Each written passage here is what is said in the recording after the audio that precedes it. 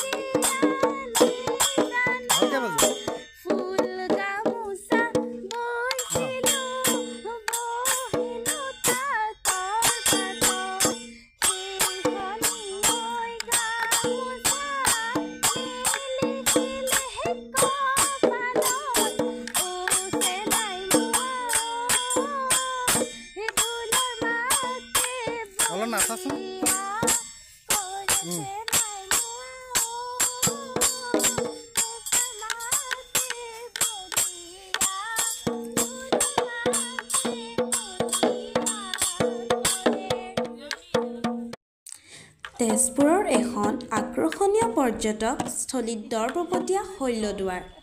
য'ত দেশী বিদেশী পৰ্যটকে ভৰি থাকে আমি আহিছিলোঁ এটা ভিডিঅ' কৰিবলৈ তেনেতে 50জনীয়া এটি বিদেশীৰ পৰ্যটকৰ দল আহিল শৈলদুৱাৰ চাবলৈ আমাক অসমীয়া সাজপাৰত দেখা পাই তেওঁলোকে এটি বিহু চাবলৈ মন কৰিলে মই আৰু ভাইটিয়ে পলম নকৰি বিহু এটি গাবলৈ চেষ্টা কৰিলোঁ নাজানো কি পালে তেওঁলোকে মই তেওঁলোকক অনুৰোধ কৰিলোঁ সেই দিনাই আমাৰ তেজপুৰত অনুষ্ঠিত হ'বলগীয়া অসম চৰকাৰে অনুষ্ঠিত কৰা সাংস্কৃতিক মহাসংগ্ৰামত মোৰ অনুষ্ঠান চাবলৈ মোৰ অনুৰোধত ঠিক সময়মতে তেওঁলোকে উপস্থিত হ'ল আমাৰ অনুষ্ঠান চাবলৈ দৰ্শকৰ প্ৰথম শাৰীত আমন্ত্ৰিত বিদেশী দৰ্শকক দেখি বুকুখন ফুলি উঠিছিল ভিডিঅ'টো শেষলৈকে চাবচোন তেওঁলোকে কিমান সুন্দৰকৈ আমাৰ বিহুটি উপভোগ কৰিছে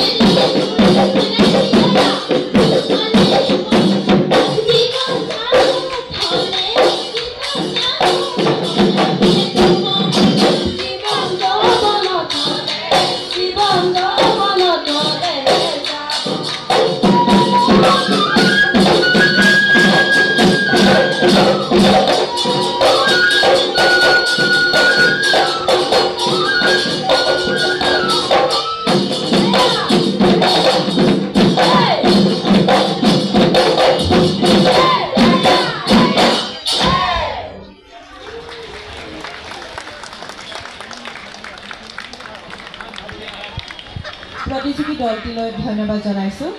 এইবাৰৰ প্ৰতিযোগী দল বৰহমথুৰি বিহুৱা দল।